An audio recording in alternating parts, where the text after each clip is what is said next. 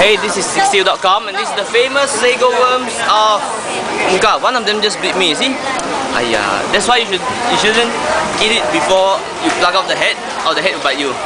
See, it's like wriggling and all that. The trick to do is not to let it bite you.